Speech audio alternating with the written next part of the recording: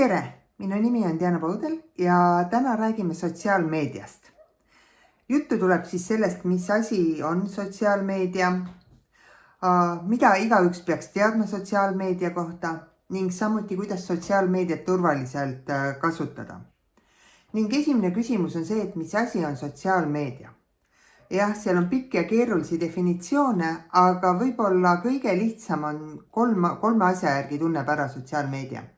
Esiteks on see, et sotsiaalmeedias saab igaüks ise sisu luua. Sa saab postitada, videosi panna, pilte panna, mis iganes selles formaadis on, aga iga kasutaja saab ise sisu luua. Teine oluline asi on see, et iga kasutaja näeb erinevat sisu. Näiteks kui ma lähen Postimehe lehele või mõnele uudistesaidile, siis üldiselt on nii, et kõik näevad samu uudiseid.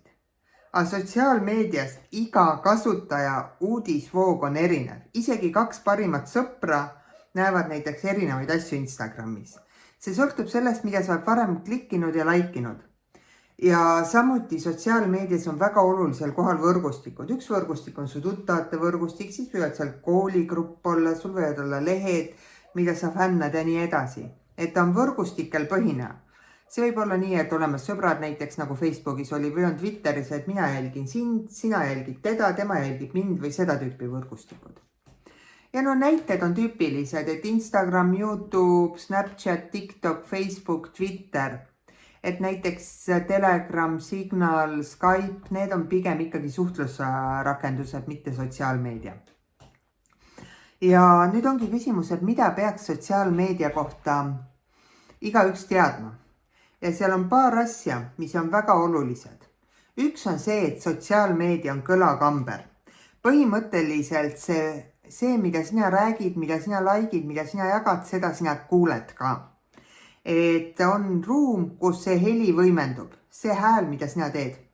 Ma toon näite. Näiteks saavad 2 inimest kokku. Üks armastab jäneseid. Tohutult armastab jäneseid.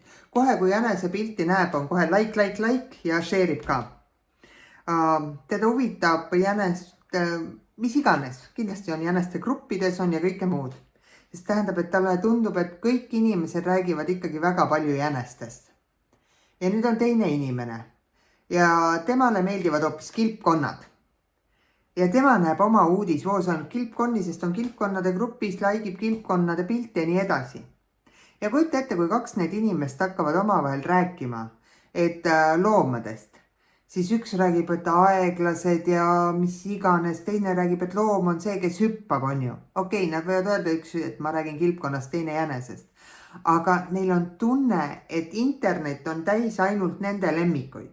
Ja siis üks ütlebki, issand, jänesed on nii olulised, kõik uudised kirjutavad nendest.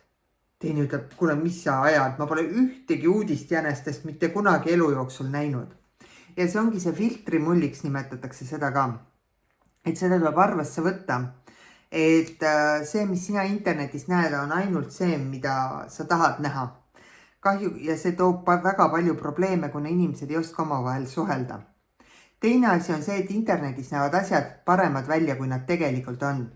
Sest me ei postita oma halbu hetki tavaliselt internetti. Kui meil kõik on tegemata, depressioon on peal, tuba on nagu seapesa, siis me ei taha neid hetki jagada. Me tahame, kui me sööme eilseid soojendatud makaroone, me ei pane seda tavaliselt sotsiaalmeediasse. Aga kui me teeme midagi ilusat, siis me postitame, näed, kui ilus salat, maasikatort, mis iganes on ju. Samamoodi kui me igavleme kodus, siis me ei tee postitusi. Kui me läheme kuhugi lahedasse kohta, siis me teeme. Ja see tähendab, et see ei ole päris elu, mida igaüks näitab sotsiaalmeedias. See on lihtsalt tema elu parimad hetked või põnevamad hetked või need hetked, mida ta tahab jagada. Et ei tasu üldse ennast lasta häirida sellest, et tundub, et kõik teised on kogu aeg nii tublid, teevad sporti, kokkavad ja kõike muud. Ei ole. Sotsiaalmeedia jätab selle tunde, kuna seal ei ole asjad päris nii nagu tegelikult maailmas. Ja 3. on see, et sotsiaalmeedias on kõik inimesed koos. Kui sa lähed kuhugi sotsiaalmeediasse, seal on Nigeeria skämmerid, seal on Ladina-Ameerika narkoparunid, seal on relvamüüjad, seal on petturid, seal on kõik koos. Head inimesed ka, targad inimesed ka. aga häda on selles, et kui ausad inimesed üldiselt on sotsiaalmeedias oma kontoga, oma näoga, siis pätid kasutavad võltsnimesi, võltsnägusi. Sa ei saa olla kindel, et sa räägid enda vanusega, sa ei saa kindel, et kas ta on mees või naine, kust riigist ta on. Sotsiaalmeedias pead arvestama, et sa oled väga ohtlikus kohas tegelikult. Ja kindlasti on ka see, et sotsiaalmeedia tekitab sõltuvust. Et paljud inimesed räägivad, et neil on raske sotsiaalmeediast eemal olla. On ka selline sõna, inglise keeles on doom scrolling. Ma isegi ei tea, kuidas eesti keel. See on see, et me nagu isegi ei vitsi enam olla, aga me ikka scrollime ja scrollime, nagu peaks veel mõne uudise saama. Et kui sa tunned, et sa enam sotsiaalmeediast eemal ei saa olla, siis on see täpselt õige aeg, et teha paus. Aga kuidas sa sotsiaalmeediat siis turvaliselt kasutada, kui ta nii ohtlik ja jama on? Esiteks, mõtle enne, kui postitad. Sest pärast mõtlemine ei aita enam, sest kuvatõmmiseid tehakse loetud sekunditega. Mõned saidid teevad koopiaid erinevatest postitustest, ta võib Google'i otsingusse minna. Parem mõtle enne pikalt, kui midagi postitad. Ja ära postita näiteks mingeid pilte, asju lihtsalt jooksu pealt, vaid vaata alati taust üle, vaata üle, et pärast kui su pilt muutub mingiks naerumeemiks, siis on hilja mõelda. Käitu viisakalt. Sotsiaalmeedias ja ma tean, täiskasvanud ei näita head eeskuju. Väga palju ropendamist, vihakõnet, norimist, mõnitamist, aga see kõik teeb sotsiaalmeedia inetuks paigaks. Käitu viisakalt, kui sulle ei meeldi mõni inimene, blokeerida ära, see on okei, aga ära solva, ära mõnita teda, on ju. Ära ütle halvasti. Miks teine inimene võib hinge võtta? On väga palju kurbi lugusid, kus inimesed on sotsiaalmeedia on neile tugeva depressiooni teinud. Ära suhtle kasutajatega, keda sa päris elus ei tunne. Või kui sa tutvud mõne inimesega, siis sellisel juhul, kui sa oled taga juba suhtlema hakanud ja siis, ma ei tea, ta tahab su kontaktandmeid või mida iganes, siis esiteks ära anna. Aga kui sul on jube kiusatus anda, siis tee taga videokõne. Jah, videokõne siis saab ka petta, aga see on kõige keerulisem.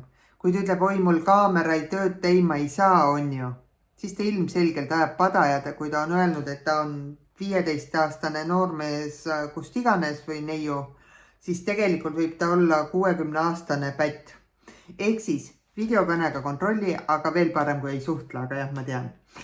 Et kui suhtlete, siis kontrollige. Ära kasuta sotsiaalmeedia, kui sul on depressioon. Kui sa tunned, et kõik on halvasti, siis sotsiaalmeedia ei tee su tuju paremaks. Seda on uuringud näidanud, seda on kõik. Pigem võta mõni oma lemmikmäng, mängi seda, võta mõni hea film, vaata seda, midagi positiivset. Sotsiaalmeedia ei tee meie tuju paremaks. Ja tee pause. Paar päeva ilma sotsiaalmeediata peab igaüks hakkama saama. Kui sa ei saa, siis sul on sõltuvus ja siis sa pead sellega tegelema hakkama. Ja püüa oma kõlakambrit teha. Kui sulle meeldivad jänesed, siis mine otsi täiesti tahtlikult vahepeal mõne hundi, kilpkonna ja kaelkirjaku piltlikult öeldes. Kui sulle meeldib üks bänd, siis ikkagi mine kuula teisi. Kui sulle meeldivad ainult, ma ei tea, meikimisvideod, siis vahepeal mine ja uuri kudumist või mis iganes, uuri midagi, mida sa muidu ei uuriks, sest siis su seinad lähevad jälle natuke laiemaks. Kui sa jääd liiga kitsaks, siis sa lõpuks ei teagi, mis maailmas toimub.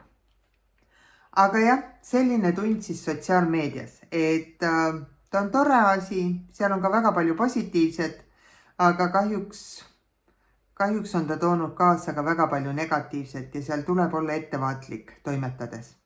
Et olge ettevaatlikud, ärge ületarbige, ma ütlen, kui valida on hea mäng, hea film, hea raamat või sotsiaalmeedia, siis sotsiaalmeedia peaks olema viimane valik.